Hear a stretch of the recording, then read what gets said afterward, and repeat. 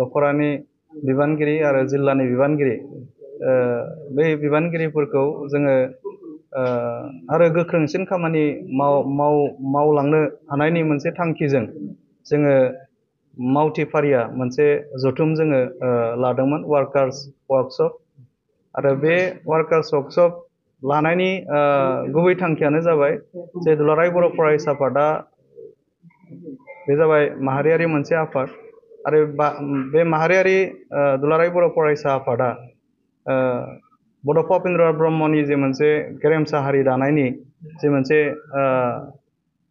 Mile खुन्थिया जि गायसननानै गालांदों बे माइल खुन्थियाखौ जोङो आइ आफा रायजो राजा गासै बर' माहारिखौ बै माइल खुन्थियासिम लाना थांनांगौनि जि मोनसे गिलिर बिबान दुलाराय बर' फरायसा आफादनाव दङ।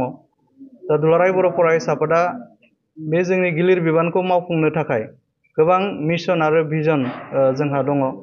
दा बेफोरखौ जोङो मावफुंलांनो थाखाय जोंनि एबसुनि बिबानगिरि जोङो साफ्रोमबो जोंहा गोख्रोङै जोङो थानांगोन आरो गोख्रोङै थांनायनि गेजेरजों जोंनि खामानिफोरखौ जोङो गोख्रोङै जों मावफुंलांनो हानांगोन।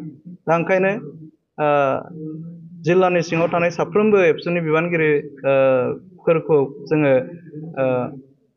गोख्रों खालामनो थांखिजों नैबे वार्कार्स वर्कशप बे हाबाफारिखौ जों लादों आरो बेजोंनो सोमोन्दो लाखिनानै जिल्ला एबसुनि जोंहा जोंहा 4 बिबानगिरि दङमोन। दा बे जिल्ला एबसुनि 4 बारग' बिबानगिरि फारियै बारग' आफादगिरि बानेस्वर नार्जारि, बारग' सुबुं फोनांजाब नेहाथारि जोंहा मनेस्वर बर', जोंहा बाथ्रा दान्थे नेहाथारि कमल बर', जोंहा सासे सुबुं थुनलाइ नेहाथारि राजु नार्जारि, बिथांमोनखौ जोङो दिनै मान होनायनि गेजेरजों जों बिथांमोनखौ जों दिनै बिदाय होदों आरो बिथांमोननि जि एबसुआव थानानै गावनि जिउखौ सानालासिनो गावनि न'खरखौ जों गारनानै बिथांमोना बर' समाजनि थाखाय बर' हारिनि थाखाय एबसुआव खामानि मावनानै माने बर' हारियाव अबदान बिथांमोना होबोबाय। दा बिनि थाखाय बिथांमोनखौ आङो जिल्ला एबसुनि जानानै बिथांमोननिसिम आङो साबायखर बावदों आरो एबसुनिफ्राय बारग'नायनि उनाव बिथांमोना जिखि प्लेटफर्मावनो खामानि मावाथों मानो बिथांमोना बे प्लेटफर्मावनो जाफुंसारनो हाथों जों बेखौ इसोरनि सेराव जों आर'ज गाबदों। दा बिथांमोननि इयुन जिउआ गोजों जाथों जों बेखौबो इसोरनि सेराव जोङो आर'ज गाबदों। दा दुलाराय बर' फरायसा आफादा जाबाय मोनसे प्लेटफर्म, जि प्लेटफर्माव थानानै जोंनि लाइमोनफ्रा खामानि मावनायनि मोनसे सुबिदाखौ लानो हायो। दा जोंनि दुलाराय बर' फरायसा आफादा मोनसे बर' हारिनि मोनसे गोहो।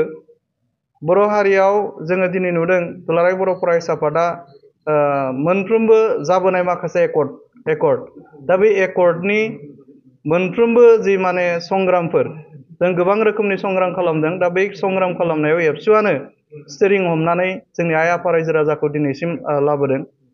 दा ओंखायनो आङो बुंदों मा एबसुआ मोनसे बर' हारिनि मोनसे गोहो। एबसुआ जुदि नोरजिया जायोबा गाबोन बर' हारिया हयथ' नोरजिया जानो हागौ। दा ओंखायनो एबसुखौ जों अनसायनांगोन, अरायसम जोङो एबसुखौ गोख्रों खालामना लाखिनांगोन, अब्लानासो बर' हारियाबो गोख्रों जागोन। एबसुआ मोनसे इन्जिन, जाय इन्जिनखौ होनदों मा बर' हारिनि जि मोनसे गेरेमसा हारि दानायनि बड'फानि मोनसे सिमां आरो बै गायसननानै गालांनाय जि मोनसे माइल खुन्थिया, बै माइल खुन्थियासिम थांनांगौआव बेखौ बोनानै लांनाय आरो नारनानै लांनाय बे मोनसे बर' हारिनि मोनसे इन्जिन।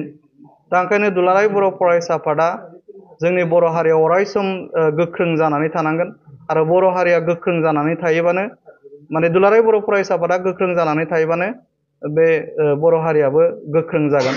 दा ओंखायनो जोंनि समाजाव थानाय साफ्रोमबो आइ आफा रायजो राजा जोङो दुलाराय बर' फरायसा आफादा जोङो आइ आफा रायजो राजाजों थानानै जों अरायसम खामानि मावलांगोन।